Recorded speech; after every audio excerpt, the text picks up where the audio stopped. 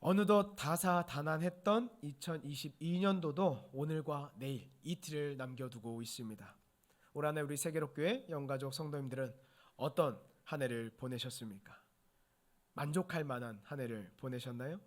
아니면 우리 성도님들은 연초에 많은 계획들을 세우시고 여러 가지 일들을 감당하시며 한 해 동안 열심히 사셨기 때문에 아주 흡족한 한 해를 보내셨을 것이라고 생각합니다. 반대로 어떤 분들은 한 해를 마감하면서 자신이 생각했던 목표했던 것보다 많은 것들을 이루지 못해서 아쉬워하시는 분들도 계실 것이고, 또 어떤 분들은 하나님께서 주신 다양한 은혜들로 인해서 감사의 마음이 가득하신 분들도 많으시리라고 생각합니다. 2022년도를 아쉬움으로 보내셨든지 아니면 감사함으로 보내셨던지 2022년은 이제 모두 지나간 시간이기에 그것에 대한 후회와 반성은 지금 잠시 내려놓고 오늘 이 시간은 다가오는 2023년도에는 아쉬움이 아닌 감사함으로 가득한 한 해를 보내기 위해서 이 시간 말씀에 가까이 다가가기를 소망합니다. 오늘 우리가 함께 읽은 본문에는 이스라엘의 정치 체제가 신정 통치에서 왕정 통치로 전환되는 내용이 등장합니다. 이스라엘을 통치하는 주체가 표면적으로 하나님에서 인간 왕으로 전환되는 내용들이 등장하는 것이죠. 이러한 전환은 단순히 정치 체제, 행정 시스템의 변화만을 이야기하는 것이 아니라 더욱 중요한 의미를 내포하고 있습니다. 우리는 시간 관계상 사무엘상 8장 4절에서부터 9절까지만 읽었지만 설교 본문은 8장을 전체로 놓고서 잠시 말씀을 살펴보도록 하겠습니다. 우리 다 함께 8장 1절 말씀도 읽어보도록 하겠습니다. 8장 1절입니다. 시작. 사무엘이 늙음에 그의 아들들을 이스라엘 사서로 삼으니. 아멘. 우리가 읽은 8장의 시작은 사무엘이 늙었고 라고 시작하고 있습니다.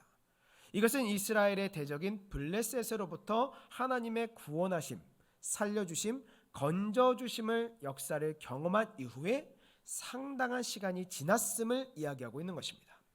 그리고 사무엘이 그의 아들들을 자신을 이어서 이스라엘의 사사로 삼았다는 이야기가 이어집니다. 그런데 사무엘의 아들들은 자기들의 아버지인 사무엘의 행위를 따르지 않았다라고 2절에서 이야기합니다. 자신들의 이익을 따라서 뇌물을 받고 판결을 굽게 하였으며 하나님과 이스라엘 사람들에게 범죄를 저질렀던 것입니다. 그래서 5절을 보면 이스라엘 장로들이 모여서 라마에 있는 사무엘에게 찾아가 왕을 요구하고 있지만 8장 19절을 보게 되면 백성들이 사무엘의 말을 듣기를 거절하고 우리도 왕이 있어야 된다라고 이렇게 사무엘에게 요구하는 내용이 나오기 때문에 이스라엘의 장로들뿐만 아니라 이스라엘의 모든 백성들이 이스라엘의 왕을 요구하고 있었다는 것을 우리는 알 수 있습니다. 그렇다면 여러분, 이스라엘 백성들이 요구하는 왕이란 무엇이었을까요? 우리가 잘 알고 있다시피 왕은 한 국가에서 최고 통치자를 말합니다. 특히 고대의 왕은 입법, 사법, 행정 등의 모든 국가 권력을 장악하고 군사상 통수권을 갖고 있었으며 종교적으로는 신격화되기까지 해왔습니다. 그래서 왕의 말이 곧 법이고 진리고 생명이었습니다. 그로 인해서 국가의 백성들은 왕의 말 한마디에 그들의 삶과 죽음이 그리고 그들의 인생이 좌우되는 시간이 있었고 마치 백성들은 왕을 위해서 존재하는 그렇게 도구들처럼 여겨지기도 했습니다. 표면적으로 보면 장로들과 이스라엘 백성들의 요구는 합당한 것처럼 보입니다. 그런데 우리가 자세하게 이 말씀을 들여다보면 이들의 요구에서 심각한 문제가 있었음을 발견할 수 있습니다. 이들은 아주 교묘하게 자신들의 욕망을 합리화하고 포장하고 정당한 것처럼 주장하고 있는 것입니다.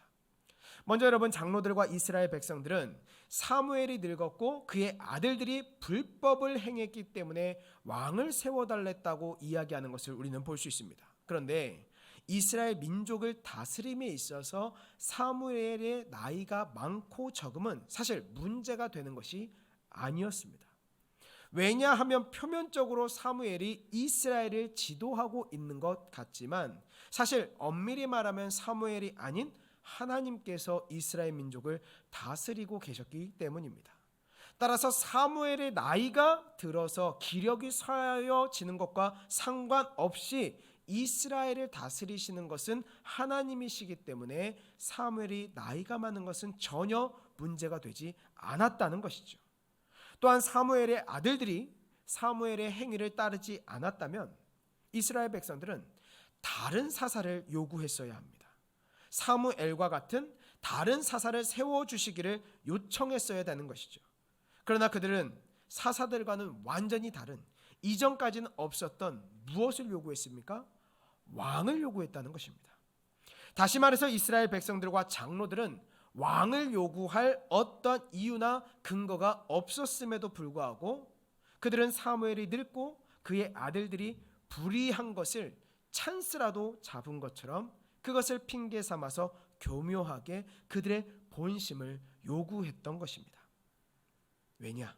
그들은 항상 이방 나라들을 바라보고 있었고 이방 나라들과 자신들의 나라를 비교하면서 겉으로 표현하지 않았던 그들의 본심을 기다렸다는 듯이 마침 있다라는 듯이 그렇게 이야기했던 것이죠. 사랑하는 세계로교회 영가족 여러분, 이스라엘 민족들에게 과연 왕이 없었을까요? 그들에게 왕이 없었기 때문에 그들은 왕을 요구했던 것일까요? 그렇지 않다라는 것입니다. 우리 다 함께 출애굽기 16장 5절과 6절 말씀을 읽어보도록 하겠습니다. 출애굽기 16장 19장 5절 6절입니다. 시작.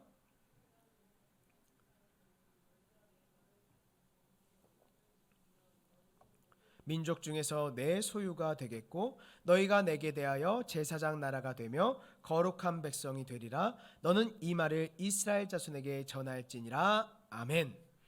하나님께서는 이미 애굽에서부터 그들을 구원하시며 그들과 언약하셨습니다. 그들의 왕이 되심을 말씀하셨고 이스라엘 민족은 제사장 나라이자 거룩한 백성이 될 것이라고 말씀하셨습니다. 그래서 출애굽 여정 중에 그들과 언제나 함께 하시며 그들에게 먹을 것과 입을 것을 주셨고 구름 기둥과 불 기둥으로 불철주야 이스라엘 백성들을 돌보시고 지키셨던 것입니다. 그런데 그럼에도 불구하고 그들은 자신들에게 왕이 없다라고 생각했다는 것이죠. 그렇다면 사랑하는 성도 여러분, 우리 성도님들에게는 왕이 있으십니까? 혹시 우리에게도 우리를 죄와 사망에서 구원하시고 우리의 삶에 매일의 삶에 풍성한 은혜를 날마다 부어주시는 왕이 이미 있음에도 불구하고 우리도 이스라엘 백성들과 같이 왕이 없다고 새로운 왕을 달라고 그렇게 강구하고 있지는 않을까요? 여러분, 왜 이스라엘 백성들은 왕이 없다라고 이야기했겠습니까? 왜 왕을 세워달라고 이야기했을까요? 우리 본문 20절 말씀을 한 번 더 읽어보도록 하겠습니다. 20절입니다. 시작. 우리도 다른 나라들 같이 되어 우리의 왕이 우리를 다스리며 우리 앞에 나가서 우리의 싸움을 싸워야 할 것이니이다 하는지라. 이스라엘 백성들은 다른 이방 나라들과 자신들의 나라를 비교했습니다. 다른 이방 나라들은 날이 갈수록 소규모 도시국가 형태를 탈피해서 이제는 연합국가 형태를 갖추기 시작했고 팔레스타인 지역의 이런 정치적 분위기에 이스라엘 민족들의 불안감은 점점 더 커져만 갔던 것입니다. 이방 나라들은 중앙 집권 체제에 왕이 있었고 평시에도 군대가 상주하면서 나라를 든든하게 지키는 것 같아 보였습니다. 그런데 반면에 이스라엘은 어땠습니까? 이스라엘은 왕이 없었고 위기의 상황이 오게 되면 사사들을 중심으로 해서 흩어진 지파들이 모여서 군대가 조직되어서 싸우곤 했습니다. 이스라엘 백성들은 급변하는 국제 정세 속에서 더 이상 외침을 당하지 않고 자주적인 독립을 유지하기 위해서는 강력하고 효율적인 정치 체제가 필요하다라고 생각했던 것입니다. 하지만 정말 이스라엘 백성들의 바램처럼 그들의 왕은 그들을 대신해서 싸워 주었을까요? 이스라엘 백성들이 바라는 것처럼 그들을 그렇게 안전하게 지켜주고 안전하게 그들을 다스려 주었겠습니까? 그런 환상을 갖고 있는 이스라엘 백성들에게 하나님께서는 사무엘을 통해서 왕의 제도에 대해서 11절부터 17절까지 아주 세세하게 이야기하십니다. 너희가 정말 요구하는 왕의 제도가 어떠한 제도인지, 그리고 너희들이 왕을 세워달라고 그렇게 이야기하는데 너희들이 왕이 세운 이후에 너희들의 삶이 어떻게 되어질지를 오늘 본문 11절과 17절에서 한 절 한 절 세세하게 이야기하고 있다는 것입니다. 먼저 11절을 보시면 아들들을 취해서 병과 말을 어겁게 한다라고 기록되어 있습니다. 그리고 12절을 보게 되면 아들들로 1000부장과 50부장을 삼게 될 것이다 라고 이야기하시고, 또 12절에서는 왕의 밭을 갈고 왕의 곡식을 추수하게 한다라고 말씀하시고, 또 13절에서는 딸들을 취하여 향료를 만들겠다라고 이야기하시고, 14절에서는 곡식과 포도원의 좋은 것을 취해서 누구에게 준다? 왕의 신하에게 준다라고 기록하고 있고요. 또 15절을 보니까 소산의 11조를 취하여서 왕의 관리와 신하들에게 준다라고 기록하고, 16절을 보니까 노비와 소년과 나귀들을 취하여서 사역을 시킨다라고 이야기합니다. 그리고 17절을 보니까 양떼의 10분의 1을 취하고 그리고 왕의 종이 되게 할 것이다 라고 이렇게 이야기하고 있다는 것이죠. 이러한 왕정 제도를 우리가 자세하게 읽어보면 과연 이것을 도입해야 하는지 회의가 들지 않을 수가 없습니다. 아니, 회의가 드는 정도가 아니라 오히려 이 내용들을 자세히 읽어보면 우리의 마음 가운데 두렵기조차 합니다. 오늘 본문의 왕의 제도의 내용을 꼼꼼히 살펴보면 살펴볼수록 이것은 백성을 위한 왕의 수고가 전혀 하나도 기록되어져 있지 않기 때문입니다. 백성들을 보호하거나 백성들에게 나눠주는 것이 아니라 모든 내용들이 백성들의 것들을 착취하고 백성들을 억압하는 내용들만 다 기록되어져 있다는 것이죠. 그렇기 때문에 하나님께서는 사무엘을 통해서 왕의 제도에 대해 분명히 경고하셨지만 19절에서처럼 이스라엘 백성들은 사무엘의 말에 듣기를 완강히 거절했고 그들은 결국 이어지는 내용에서처럼 자신들의 왕을 세우게 됩니다. 그렇다면 이렇게 자신들에게 왕을 세워달라는 이스라엘 백성들의 요구를 들으신 그 하나님은 어떻게 이스라엘 백성들에게 반응하셨을까요? 우리 오늘 본문 7절 8절 말씀도 함께 읽도록 하겠습니다. 7절 8절입니다. 시작. 여호와께서 사무엘에게 이르시되 백성이 내게 한 말을 다 들으라. 이는 그들이 너를 버림이 아니요 나를 버려 자기들의 왕이 되지 못하게 하려 함이니라. 아멘.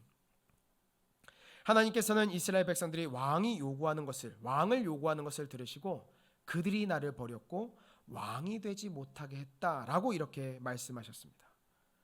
그리고 그러한 행태가 사무엘이 듣고 그의 아들들이 범죄해서 이스라엘 백성들이 왕을 요구했던 것이 아니라 이스라엘 백성들이 출애굽한 그날부터 오늘날까지 하나님을 버리고 다른 신들을 섬김같이 했다라고 말씀하셨습니다. 하나님께서는 이스라엘 백성들이 왕을 요구하는 것을 단순히 정치 체제의 변화의 요구가 아닌 하나님을 버리고 우상 숭배하는 것으로 보셨던 것이죠. 사랑하는 세계력교회 영가족 여러분, 오늘 이 본문을 통해서 하나님께서 우리에게 무엇을 말씀하시는 것일까요? 그것은 바로 우리의 삶 속에서 이스라엘의 장로들과 같은, 이스라엘 백성들과 같은 삶의 모습이 있지는 않냐는 것입니다. 우리도 이스라엘 민족들과 같이 하나님께 다른 왕을 요구하고 있지는 않냐는 것입니다. 우리는 이미 지난 주일에 왕의 되관식을 통해서 우리 주님께 우리의 왕관을 드리면서 이 땅에 강림하신 우리 구주 예수님을 나의 왕, 나의 구주로 고백하였습니다. 그리고 이러한 고백은 지난 주일에만 있었던 것이 아니라 예수를 믿는 그 순간부터 우리는 늘 예수님을 우리의 왕으로 이미 고백하고 있습니다. 그런데 정말 우리는 우리의 왕이신 예수님을 왕으로 인정하고 왕으로 만족하고 있습니까? 왕의 대관식을 통해서 왕이신 예수님께 왕관을 올려드렸음에도 불구하고 우리의 삶의 현장에서는 또 다른 왕을 찾아, 아니면 우리 자신이 계속 내 삶의 왕좌에 앉아있지는 않습니까?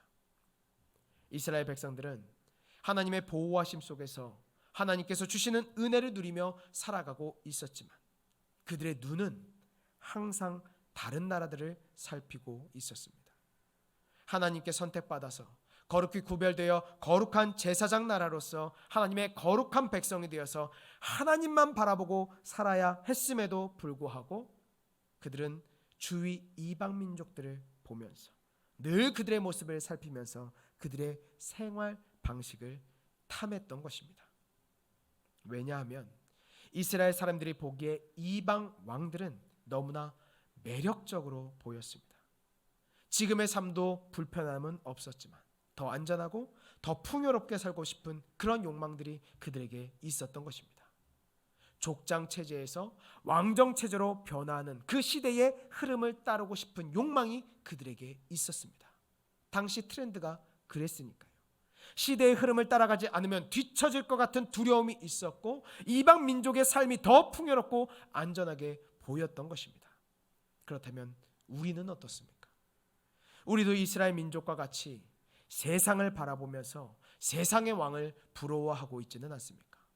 수년에서 수십 년 동안 하나님을 예배하며 하나님의 말씀대로 살아가는 것 같지만 정작 우리의 눈은 이방 민족들과 같은 세상을 바라보고 있지는 않습니까? 하나님의 구원의 역사 현장 속에서 은혜의 현장 속에 있으면서도 예수님을 믿지 않는 사람들이 그들의 왕으로 삼고 있는 것들, 그들의 왕애로 갖고 있는 것들을 바라보며 그것들만을 부러워하고 있지는 않습니까?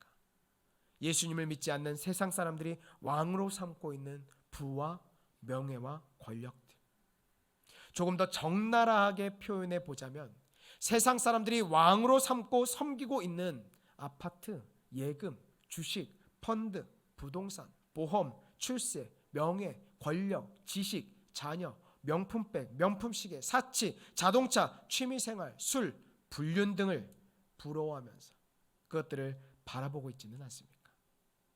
마치 이런 것들이 없으면 시대에 뒤처지는 것 같고 무능한 것 같고 내일 당장 길바닥에 나앉을 것 같은 불안감에 휩싸여 있지는 않으십니까? 그러면서 이스라엘 백성들처럼 교묘하게 우리 자신의 욕망을 정당한 요구처럼 포장하여서 하나님께 세상 사람들이 다 갖고 있는 그것들을 달라고 구하고 있지는 않습니까?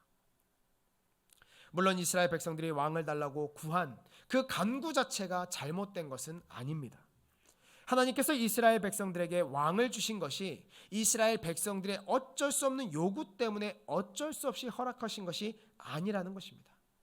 하나님께서 인간들의 요구에 좌지우지 되시는 그런 분이 아니십니다. 만약 왕의 제도 자체가 심각하게 잘못된 것이고 죄악된 것이었다면 하나님께서도 허락하지 않으셨을 것이고 또 이후에 이어지는 다윗 왕조와도 언약하지도 않으셨을 것입니다. 하지만 왕의 제도는 이미 하나님의 큰 계획하심 속에서 이미 있었습니다. 따라서 왕의 제도 자체가 잘못된 것이 아니라 왕을 구하는 이스라엘 백성들의 동기, 의도, 그들의 욕망이 잘못됐던 것입니다. 눈에 보이지 않는 하나님을 시대에 뒤처진 하나의 제도처럼 버려버리고 자신들을 풍요롭게 해주고 보호해주고 안전하게 지켜줄 것을 기대하며 왕을 구한 그들의 동기가 죄악이었던 것입니다. 사랑하는 영가족 여러분, 우리는 이것을 잊지 말아야 합니다. 이스라엘 백성들이 그렇게 갖기를 원했던 왕은 그들이 기대했던 왕이 아니었습니다. 그들을 지켜주며 그들을 보호해주고 그들을 위해서 대신 싸워주고 풍요롭게 해주는 그런 왕이 결코 아니었다는 것입니다. 오히려 그들을 착취하고 노예와 종처럼 부리면서 그들의 백성을 소모품과 전유물처럼 여겼습니다. 지금 이 세상 사람들이 왕처럼 떠받들고 있는 돈과 명예와 권력이 우리가 기대하는 것처럼 우리를 지켜주고 보호해주고 우리를 풍요롭게 해주지 못한다는 것입니다. 오히려 그 돈 때문에 부모가 자식이 부모를 죽이고 오히려 그 명예와 출세 때문에 채 피어보지도 못한 꽃다운 청년들이 자살을 하고 오히려 그 권력 때문에 지금 우리가 살고 있는 이 땅과 저 위의 북녘 땅에는 수많은 사람들이 고통 속에서 숨죽여 살고 또한 죽어가고 있습니다. 인간의 왕들이 그들의 백성을 잘 다스리며 풍요롭게 할 수 없듯이 우리가 이방의 왕처럼 부러워하는 돈, 명예, 권력이 우리를 바르게 다스리며 우리의 삶을 풍요롭게 할 수 없다는 것입니다. 그러하게 여러분 속지 않기를 바랍니다. 세상 사람들에게 있는 그것이 내게 없다고 해서 나의 삶이 불행한 것이 아니라 내 안에 내 삶을 다스리시며 내 삶을 풍요롭게 하시는 왕이신 하나님이 안 계시기 때문에 불행한 것입니다. 내가 돈과 명예와 권력이 없어서 불행한 것이 아니라 내 안에 왕이신 하나님이 안 계시기 때문에 불행한 것입니다. 다른 나라들에 비해서 신정제도에서 왕정제도의 제도 개혁을 늦게 했기 때문에 이스라엘이 망했던 것이 아니라 그들에게 그들의 왕이신 하나님이 안 계셨기 때문에, 그들의 왕이신 하나님을 그들이 버렸기 때문에 이스라엘은 망했던 것입니다. 내가 속한 공동체, 내가 속한 직장, 내가 속한 가정이 불행하거나 위축되거나 분열되는 것은 잘못된 프로그램들과 다른 사람들 때문이 아니라 그곳에 왕이신 하나님이 안 계시기 때문입니다. 세상에서 왕노릇하는 것들로만 우리의 생각과 우리의 마음과 우리의 가정과 우리의 공동체를 가득 채우고 있기 때문에 우리의 삶이 불행할 수밖에 없는 것입니다. 사랑하는 세계로교회 영가족 여러분, 이제 다시 한번 우리 성도님들에게 질문하고 싶습니다. 당신의, 여러분의 왕은 누구이십니까?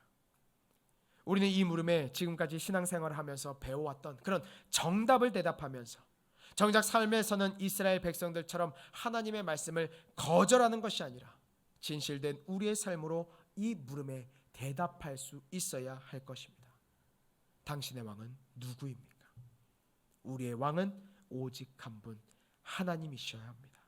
우리의 왕은 오직 예수 그리스도 한 분이셔야 합니다. 선한 왕이신 우리 주님만이 우리를 지키시고 보호하시며 우리에게 가장 좋은 것을 공급해 주시는 분이라는 것입니다. 세상에서 왕노릇하는 돈과 명예와 권력이 우리의 삶에서 왕노릇하지 못하게 해야 합니다. 그것들은 결코 우리를 보호해주도 못하고 우리를 풍요롭게도 할 수 없으며 그것들은 우리를 다스릴 수도 없습니다. 우리는 우리의 왕이신 하나님만 바라보며 왕이신 하나님께서 우리의 삶 속에서 충만히 일하실 수 있도록 날마다 우리의 보좌를 하나님께 내어드릴 수 있어야 합니다. 한 번만 내어드리는 것이 아니라 특정한 날에만 내어드리는 것이 아니라 매일매일 나의 삶의 보좌를 나의 왕이신 우리 주님께 내어드릴 수 있어야 한다는 것입니다. 여러분, 하나님 이외에 다른 것은 필요가 없습니다. 하나님 이외에 이 세상 어떤 것도 우리를 바르고 선하게 다스릴 수 없습니다. 우리를 바르고 선하게 그리고 풍요롭고 은혜롭게 다스릴 수 있는 왕은 우리 주님밖에 없다는 것입니다.